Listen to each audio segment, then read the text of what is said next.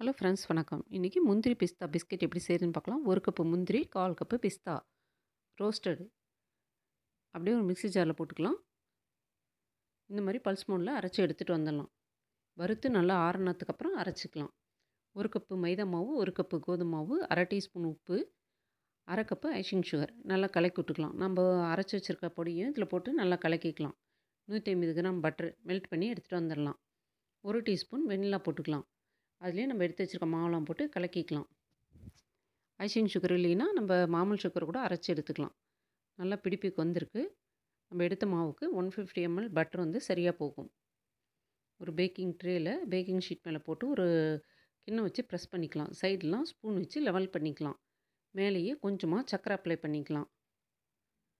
இந்த சமயத்தில் அவனை 10 நிமிஷம் 170ல் ப்ரீஹீட் பண்ணிடலாம். ப்ரீஹீட் பண்ண அவனில் 10 நிமிஷம் பேக் பண்ணி வெளியே எடுத்துட்டோம். நம்ம கோடு போட்டுக்கலாம்.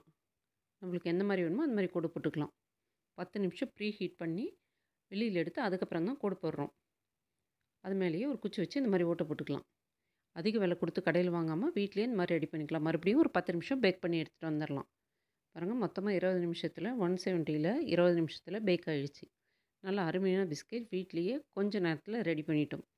நம்ம வீட்டு குழந்தைங்களுக்கு நம்ம ஹெல்த்தியாக வீட்டிலேயே ரெடி பண்ணிக்கலாம்.